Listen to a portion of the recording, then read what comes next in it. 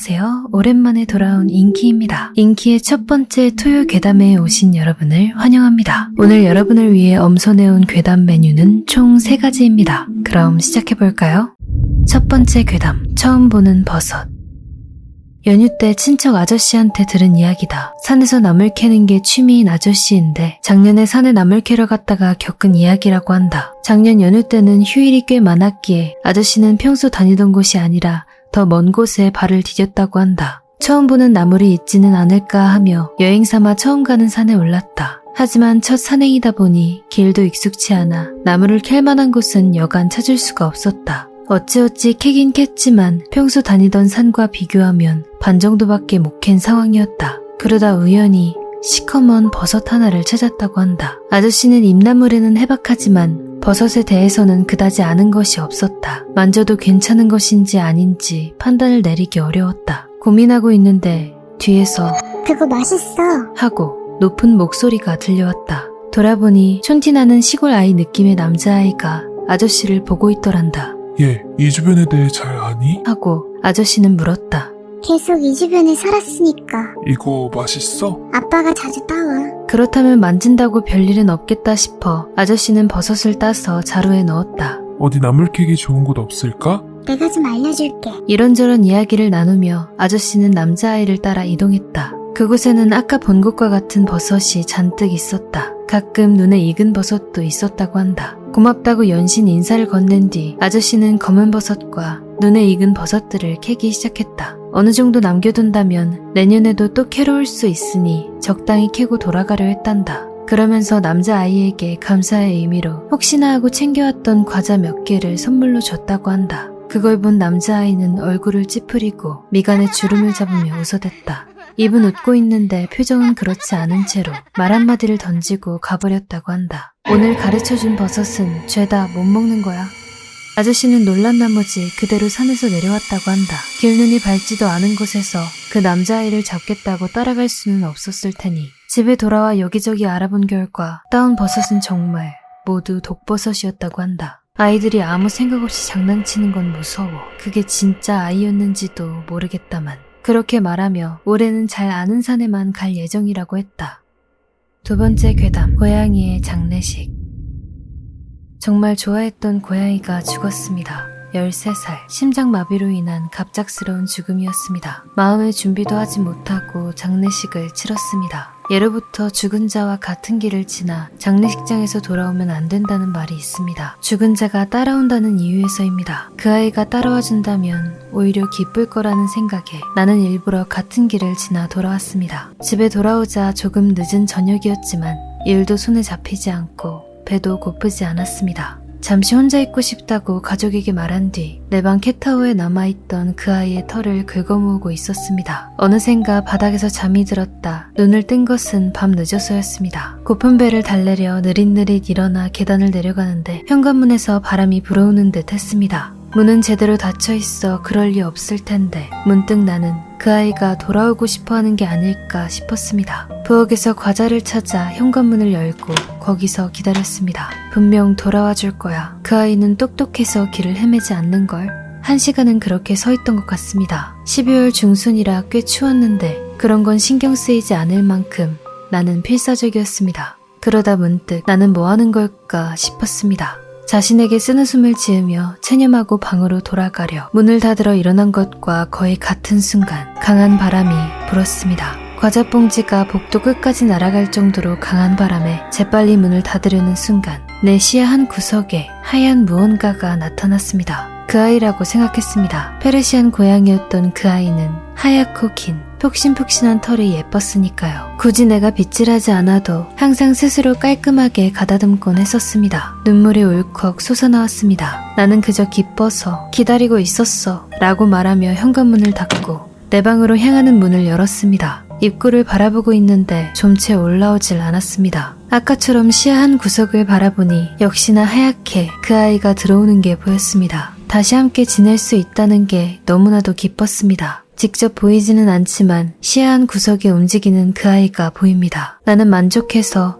평소처럼 심야 B급 영화를 조금 보다가 기분 좋게 침대에 누웠습니다. 그 아이는 고양이답다고 할까? 무척 자기 맘대로라 원래 자기 마음에 내킬 때만 다가오곤 했었어요. 하지만 불을 끄고 내가 침대에 누우면 그래 이런 식으로 발 근처에서 내 이불 속으로 들어와서 그 아이의 털은 언제나 푹신푹신했습니다. 막 내온 듯한 우유 빙수처럼 부드러운 촉감, 그럴 터였습니다. 내 발에 닿은 건 조금 딱딱하면서 뻣뻣해서 그건 마치 사람 머리카락 같은.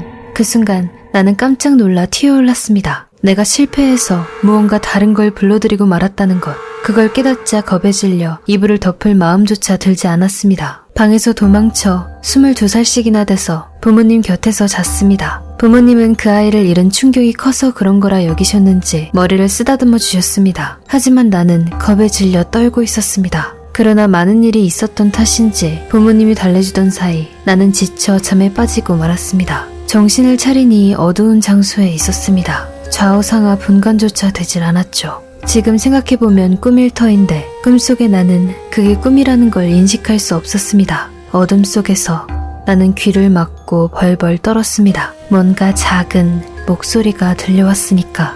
거야? 되는 거야? 서서히 그 목소리는 커져 명확히 들려옵니다. 안 되는 거야? 왜 나는 안 되는 거야? 꿈속에서 나는 그저 사과를 할 뿐이었습니다. 다시 정신을 차리자 부모님의 침실이었습니다. 부모님은 이미 일어나셨는지 나 혼자였습니다. 부모님에게 어제 있었던 일을 말해야 하나 고민했지만 내 방에 조심스레 돌아가 보니 닫아뒀던 창문이 열려 있었습니다. 어째서인지 그게 돌아가졌구나 싶었습니다. 그 한동안은 작은 일에도 깜짝깜짝 놀라곤 했지만 아무 일도 없었기에 이대로 괜찮지 않을까 싶습니다. 이번에 내가 불러왔던 게 어디에서 온 것인지 어떻게 죽은 사람인지 알 수는 없습니다. 하지만 그때 지나온 애완동물 장례식장 근처에는 수많은 무덤과 화장장이 있었습니다. 역시 죽은 자와 같은 길로 돌아오는 건 하면 안 되는 일 같습니다. 세 번째 괴담. 아버지에게서 전화가 왔다.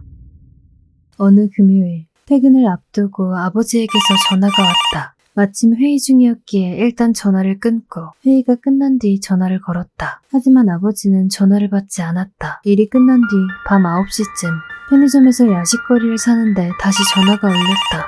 화면을 보니 전화를 건 것은 아버지였다. 여보세요? 하고 받으니 오 나다 고 아버지 목소리가 들렸다. 무슨 일 있어요? 하고 묻자 아버지는 낮고 분명치 않은 목소리로 대답했다. 조금 몸 상태가 안 좋아서 검사를 받으러 입원했는데 가족분은 없냐고 그러길래 전화했다. 혹시 괜찮으면 좀 와줄 수 있겠니? 어디냐고 묻자 고향 시민병원이라는 대답이 돌아왔다. 내가 중학생일 무렵 어머니가 돌아가신 뒤 아버지는 홀로 나를 키워주셨다. 아버지는 내게 단 하나뿐인 소중한 가족이니만큼 당연히 가야죠 라고 대답하고 전화를 끊었다. 어차피 다음날은 토요일이니까 오늘은 고향집에서 자면 될 테니 조금 늦은 시간이더라도 상관없겠지. 렌터카를 빌려 산 2개 너머에 있는 고향까지 서둘러 향하면 2시간 정도 걸리려나? 하여튼 빨리 가야겠다 싶어 렌터카 업체로 향했다. 운전하는 도중 생각했다. 아버지가 이런 일로 나를 부르는 건 처음이구나 하고. 고향 수도국에서 일하는 아버지는 고향에서 거의 떠나질 않고 평생 거기서만 사신 분이다. 사소한 일로는 좀채 전화도 하지 않으시는 데다 나한테 오라고 하는 일은 여태껏 한 번도 없었다. 고속도로는 생각보다도 더 차가 없었다. 서둘러야겠다는 생각에 휩싸여 엑셀을 밟았다. 한동안 밟고 있자니 걱정 탓인지 토할 것 같아졌다. 이명도 심했다. 조금 몽롱한 가운데서도 아버지가 걱정되어 의식을 붙잡으려 핸들을 꽉 쥐었다. 2시간하고 조금 더 걸려서 드디어 고향에 도착했다. 고속도로에서 나와 시민병원 쪽으로 향한다. 인구 수천 명 정도의 작은 시골 마을이라 고속도로에서 나오자 금세 길이 어두워졌다. 시계를 보니 11시 반을 지나고 있었다. 이런 늦은 시간에 시민병원에서 면회를 할 수 있는 걸까? 당직 의사가 있나? 묘한 의문이 들었지만 그저 아버지가 걱정되어 나는 운전을 서둘렀다. 암이라도 걸린 거면 어쩌지? 아직 제대로 된 효도 한 번 못했는데 금방이라도 눈물이 쏟아질 것만 같았다. 사람 없는 시내로 들어서자 멀리 흐릿하게 본 적 있는 편의점을 발견했다. 곧바로 시민병원에 가고 싶었지만 목이 까끌까끌하게 말라붙은 데다 기분도 영 좋지 않아 시원한 거라도 하나 마셔야겠다 싶었다. 손님 하나 없는 편의점에서 차가운 캔커피를 들고 계산대로 향했다. 야마다! 하고 나를 부르는 소리가 들렸다. 계산대에 서 있던 건 중학교랑 고등학교 때 같은 반이었던 카와다였다. 맞다. 여기가 이 녀석네 부모님이 운영하던 편의점이었구나. 카오다는 그립다는 듯 이런저런 말을 건네온다. 5년 정도 만에 보내. 고향으로 돌아온 거야? 아니. 아버지가 시민병원에 계시다길래 만나뵈러 왔어. 시민병원? 저 큰 연못 옆에 있는 거? 그렇다고 대답하자 카와다는 고개를 갸웃거린다. 야, 잠깐 좀 괜찮겠냐? 라고 말하더니 카와다는 계산대에서 나와 나를 취식대 쪽으로 이끌었다. 다행히도 늦은 시간 때문인지 나 말고 다른 손님은 없었다. 카와다는 말을 이어갔다. 그 시민병원 말인데 거기 얼마 전에 시 재정 문제 때문에 망했단 말이야. 옆에 있는 모시병원이랑 통합돼서 지금은 완전 폐허야. 지금 시간에는 가봐야 아무도 없다고. 폐쇄돼서 들어갈 수도 없을 테고. 그게 무슨 소리야? 하고 되묻자 카와다는 내게 아버지의 전화번호가 뭐냐고 물었다. 내가 휴대폰에 저장된 아버지의 번호를 보여주자 카와다는 자기 휴대폰으로 아버지에게 전화를 걸기 시작했다. 병원에 계시니까 못 받으실 거야 라고 말하는 나에게 조용히 하라는 듯 왼손으로 제스처를 취한다. 안녕하세요. 야마다군 친구입니다. 지금 옆에 있는데 바꿔드릴게요 라고 말하더니 나에게 자 하고 전화기를 건넸다. 여보세요? 하고 전화를 넘겨받으니 무슨 일이냐? 하고 아버지 목소리가 들려왔다. 무슨 일이고 자시고 아버지가 병원에 있으니까 오라고 했잖아 라고 말하고 싶은 기분을 꾹 참으며 물었다. 아니 별일 없어. 아버지 몸은 좀 괜찮아? 아 머리랑 주머니 사정은 영 좋지 않다만 그것 빼면 다 괜찮다 라고 말하며 아버지는 쾌활하게 웃었다. 목소리 너머로 노래방 반주 소리가 흘러나온다. 12시가 다 되어가는데 정말 건강하구만. 적어도 병원이 아닌 것은 확실하고 최소한 한밤중에 노래방에서 노래를 부를 정도 건강은 있어 보였다. 아무것도 아니에요. 일 때문에 근처에 좀 왔는데 곧 돌아가려고. 나중에 전화할게요. 나는 전화를 끊고 카와다에게 휴대폰을 돌려줬다. 도대체 이게 무슨 일인가 하고 멍하니 있었다. 이제 된 것 같으니까 커피나 마셔. 지금 시민병원에 갈 것도 아니면 오늘은 그만 돌아가는 게 좋을 것 같다. 그런데 가봐야 양아치 놈들한테 습격당해서 연못에 빠질 뿐이라니까. 간만에 얼굴 봐서 다행이다. 카와다는 싱긋 웃었다. 뭐가 어떻게 된지는 알 수가 없었지만 어쨌든 아버지가 무사하다는 건 확인했다. 게다가 수수께끼의 전화를 고지고대로 믿고서 자정에 폐병원을 혼자 찾아가기도 싫었고 석연치 않은 심정으로 나는 내 아파트로 돌아가기로 했다. 카와다의 편의점에서 나와 차를 돌려 집에 돌아오니 새벽 3시를 앞둔 시간이었다. 집에 도착하자 퇴근하고 나서 4시간을 꼬박 운전한 탓인지 지칠 대로 지쳐 샤워도 하지 않고 그대로 침대에 쓰러져 자버렸다. 이튿날 아침 전화벨에 눈을 떴다. 아버지의 전화였다. 여보세요 하고 받자 잘 지내냐? 어제는 집에 없어서 미안했다. 무슨 일 있었니? 하고 아버지가 물었다. 괴상한 일을 굳이 말해야 하나 싶었지만 아버지한테 전화가 왔었다는 것, 병원까지 오라고 했다는 것, 카와다네 편의점에서 진상을 듣고 돌아왔다는 걸 그대로 털어놓았다. 아버지는 곧바로 휴대전화를 확인하더니 그 시간에 나에게 전화한 기록은 없다고 말했다. 그러더니 잠시 아버지는 침묵을 지켰다. 시민병원은 확실히 문을 닫았다. 그 새벽에도 지금 대낮에 가도 아무도 없어. 그것보다 카와다네 편의점에 갔었니? 카와다 군도 있었고 나는 카와다와 이야기한 내용과 카와다 휴대전화로 아버지에게 전화했었다는 걸 말했다. 그러자 아버지는 하고 어디가 괴로운 듯한 신음을 냈다. 카와다 씨가 운영하던 편의점은 반년 전에 문을 닫았단다. 일가 모두 야반도주라도 했는지 사라져서 연락도 끊겼고 그 집 할머니가 경찰에 신고해서 아직 찾는 중이야. 나는 어안이 벙벙해서 할 말을 잃었다. 어제 너한테 걸려온 전화는 번호가 전부 0번으로 뜨더구나. 나는 내 휴대전화가 고장났나 싶었는데 받아보니 웬 젊은 남자가 너한테 바꿔주는 거야. 나도 아버지도 한동안 아무 말이 없었지만 아버지가 먼저 입을 열었다. 일단 사정은 알겠다. 너 지치거나 하진 않았니? 일에 문제는 없고 교통사고 조심해라. 또 전화하마. 카와다네 가족은 몇 년이 지난 지금도 여전히 실종 상태다.